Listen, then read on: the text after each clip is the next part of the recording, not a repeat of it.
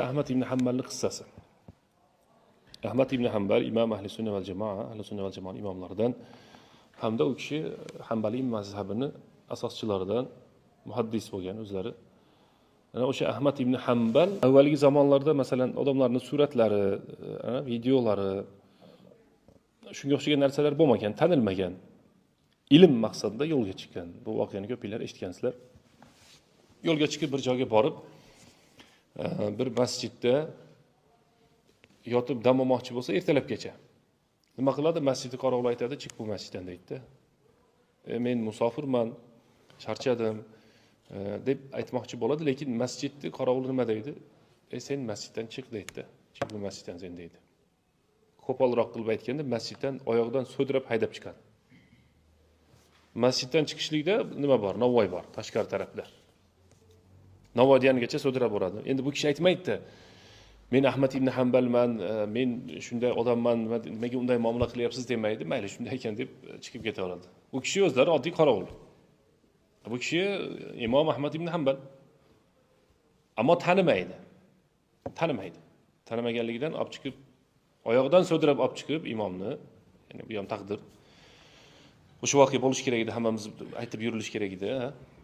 Olib chiqib qo'ygandan keyin o'sha joyda o'tirsa, Navoiylar ertalab ishlashadi. Ko'proq saharda ishlaydi ular. Har safar haligi xamirni olib, uzib tashlayotganda astag'firulloh deb tashlar ekan. Narigi tarafga olib tashlab, keyin uni non qilib sekin. Imom Ahmad ibn Hanbal o'sha narsani ko'rib turib aytadi-da, bu kishiga borib, "Salomatmisiz, yaxshimisiz?" O'zini Imom Ahmad ibn Hanballigini aytmaydi-yu. Siz dedi, har safar istig'for bilan xamirdan zuvolani ajratyapsiz. Har safar istig'for bilan.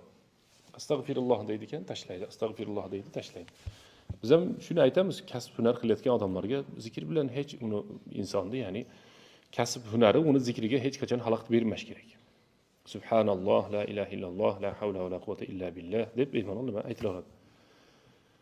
Qachondan beri shu ahvol? Anchadan beri.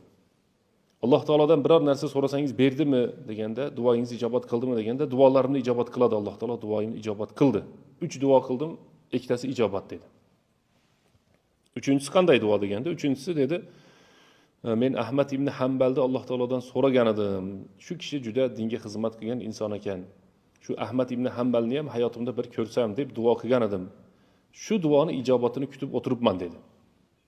Deganda Ahmad ibn Hanbal aytdiki, mana shu savolni berayotgan o'zi Ahmad ibn Hanbal bo'lan dedi. Meni Alloh taolo bu masjidga olib kelib qo'yishligi yoki sizni yoningizga qorovul haydab chiqishligi